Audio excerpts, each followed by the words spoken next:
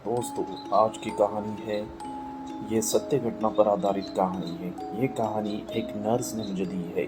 उनके हॉस्पिटल में एक पेशेंट, एक बूढ़ी अम्मा एडमिट थी। ये कहानी उसके गांव की पुरानी कहानी है। चलो तो हम सुनते हैं इस कहानी को। ये कहानी मोहन की है। मोहन एक गांव में रहने वाला एक 25 साल का लड़का था।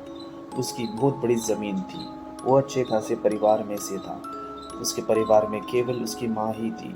मोहन के फल के बागान और धान की खेती थी। मोहन हर रविवार सुबह अपने बागान के फल और खेतों का धान लेकर वो दूसरे गांव के एक बड़े बाजार में व्यापारियों को बेचने के लिए जाता था। मोहन का ये हर हफ्ते का काम था। एक रविवार के दिन मोहन का मन बड़ा विचलित था।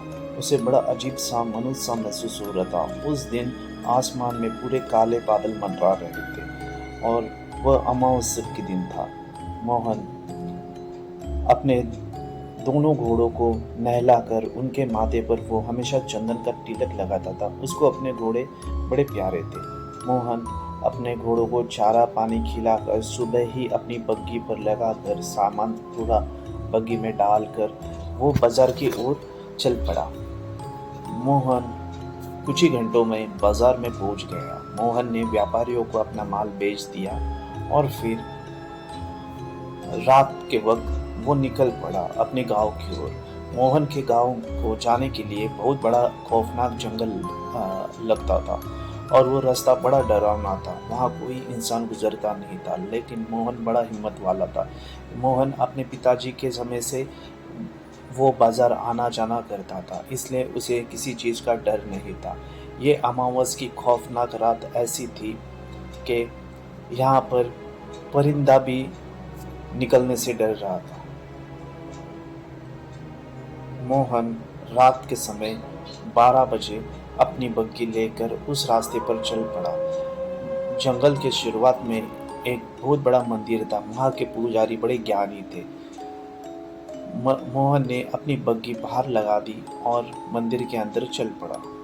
जैसे ही मोहन मंदिर के अंदर चल पड़ा, वहाँ पे उसे पुजारी जी मिल गए। पुजारी जी के उसने पैर छूकर आशीर्वाद ले लिया।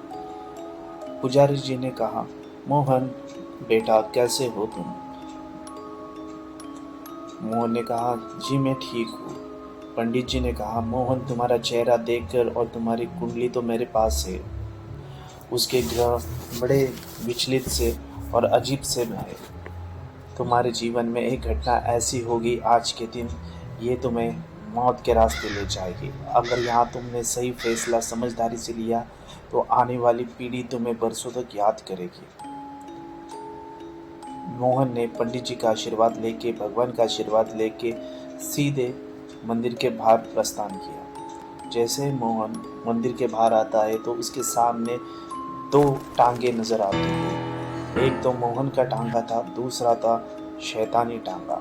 मोहन को इन दोनों में से एक पर सवार होना था। मोहन थोड़ी देर के लिए विचलित हो गया। वो थोड़ा डर सा गया। फिर मोहन ने अपने घोड़े को देखा। उसके माथे पर चंदन का टीका लगा हुआ था। मोहन सीधा गया। मोहन ने घोड़े के माथे को सूंघा और देखा, क्या ये मेरा ही घोड़ा है? मोहन ने सही टांगा पहचाना और उस पर सवार हो गया। मोहन जंगल के रास्ते चल पड़ा। आधे एक घंटे में मोहन को रास्ते में एक चलती हुई औरत मिल गई। औरत रो रही थी। मोहन बड़ा हिम्मत वाला था। मोहन ने टांगा वहाँ रोक दिया और उस औरत को पूछा, आप कहाँ जा रही हो? उस औरत ने कहा, मैं इस गांव में काम करती थी, अब मेरा काम छूट गया, मैं अपने गांव में रिश्तेदार के पास जा रही हूँ। मोहन ने कहा, ये जंगल बड़ा खौफनाक है, यहाँ जंगली जानवर है, अब मेरे बग्गी में आ सकती हो? वो औरत तुरंत ही मोहन के बग्गी पर चढ़ गई। मोहन कुछ दूर चला ही था, उसके दिमाग में आ गया कि पंडित जी ने मुझे कुछ कहा था। मोहन थोड़ा सा डर गया। आज अमावस की रात है। ये कौन है? औरत है या कोई और है? क्योंकि इस जंगल के बड़े डरावने से किस्से थे। माना जाता है साल में एक बार अमावस के दिन यहाँ पे चुड़ैलों का वास होता है और चुड़ैल घूमती है। और वह पिशाच होती है और वह इंसानों का खून पीती है, जानवरों का खून पीती है। मोहन थोड़ी देर बग्घी चलाने के बाद मोहन ने कहा, आपका नाम क्या? उसने कहा, मेरा नाम मनिका है। तो उसने कहा, मनिका जी, आप टांगे की लगाम पकड़ो, मैं पीछे से पानी लेकर पानी पीता हूँ, मेरा गला सूख रहा है। मोहन ने मनिका के हाथ में घोड़े की लगाम दी और पीछे की ओर गया। मोहन ने अपना चाकू निकाला और तुरंत ही पीछे से मनिका के बाल और कपड़ा काट कर अपने खिस्से में रख दिए। मोहन ने घोड़े की लगाम फिर से संभाल ली। कहा, मनिका जी, आप पीछे आराम करिए। कुछ ही घंटे में मोहन जंगल के बीचों बीच वाले रास्ते में पहुंच गया। वहां उसे रोने की आवाज़, कराने की आवाज़ आने लगी। मोहन ने पीछे मुड़ के देखा, मनिका रो रही थी। मोहन ने पूछा, मनिका जी, क्या हुआ आपको? उसने कहा, सच बात यह है तो मेरा कोई नहीं है, मैं जंगल में यूं ही भटक रही थी, मुझे रहने का कोई ठिकाना नहीं है। मोहन ने कहा, कोई बात नहीं, आप मेरे घर चलिए। मोहन उसे अपने घर ले गया। मोहन मनिका को अपने घर ले गया। उसने अपनी माँ से मिलाया। उसने अपने माँ को सारी परिस्थिति बता दी। उसकी माँ ने बोला, कोई दिक्कत नहीं बेटा, ये हमारे घर में रह सकती है, हमारा घर बहुत ही बड़ा है। तो उन्होंने मनिका को एक कमरा दिया। मनिका वहाँ सो गई। ऐसे करते करते महीने 2 महीने बीत गए। मोहन की माँ ने कहा, बेटे, ये तो अनाथ लड़की, ये सुंदर लड़की है, मुझे ये बड़ी सुशील और समझदार लगती है, तुम इसके साथ शादी कर लो। मोहन ने आपकी माँ की बात सुन ली और मनिका के साथ शादी कर ली। मनिका के शादी के कुछ साल बाद उन्हें एक लड़की पैदा हुई और ऐसे करते हुए उन्हें 3 बच्चे पैदा हुए। कई साल बाद दिवाली आ गई। मनिका अपना घर साफ सफाई कर रही थी, गोबर से दीवार को लेप रही थी। लेपते लेपते एक दीवार का टुकड़ा नीचे गिर गया और उस मिट्टी के साथ मनिका को अपने कटे हुए बाल हाथ लग गए। मनिका की आंखों में एक शैतानी सी चमक आ गई, क्योंकि मनिका फिर से वह खून पीने वाले पिशाच के रूप में आने वाली थी। मनिका बड़ी खुश हो गई।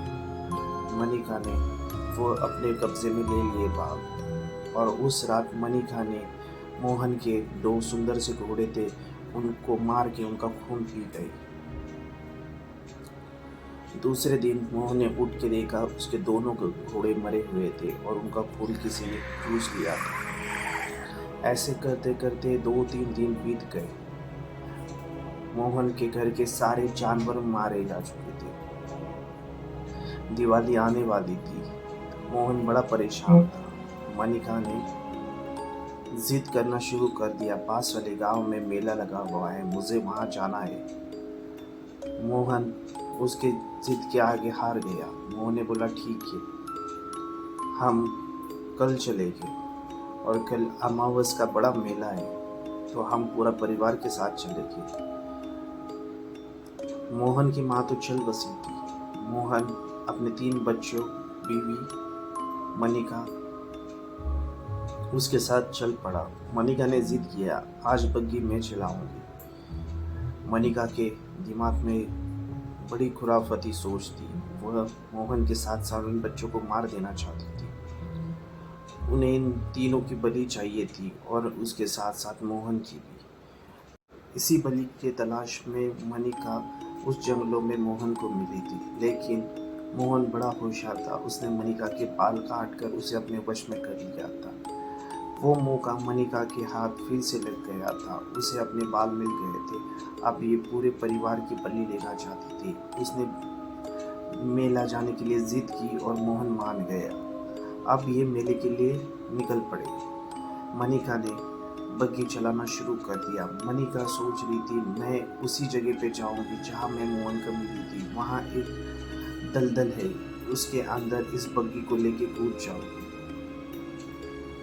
यही इरादे करके मनिका शैतानी मुस्कुराहट मुंह पर लेकर चल पड़ी। शाम का वक्त था। मनिका जोर से बग्गी चला रही थी। मोहन ने कहा, मनिका धीरे से चलाओ, गाड़ी में बच्चे थे, लेकिन वो मान नहीं रही थी, वो पीछे मुड़ के देख नहीं रही थी। मोहन को थोड़ा शक हुआ। मोहन ने तीनों बच्चों को अपने पास ले लिया और मोहन बड़ा होशियार था। कुछ ही समय बाद वह बग्गी उस रास्ते पर आ गई जहाँ मणिका उनसे मिली थी। मोहन को बरसों पुरानी बात याद आ गई। जैसे उस रास्ते पर मणिका बग्गी लेकर आ गई, वहाँ कुछ अजीब सी डरावनी सी आवाज़ें आने लगी। मोहन बड़ा होशियार था, वो समझ गया। उसने अपने तीनों बच्चों को अपने पास ले लिया और जैसे दलदल पास आई, मणिका ने वो बग्गी लेकर दलदल की ओर जोर से भगाने लगी। मोहन तुरंत ही समझ गया। मोहन ने तीनों बच्चों को लेकर बग्गी के नीचे कूद गया और मणिका वो बग्गी के साथ दलदल में चली गई। दोस्तों, मणिका तो उस दलदल में चली गई। मोहन और वो तीन बच्चे बच गए।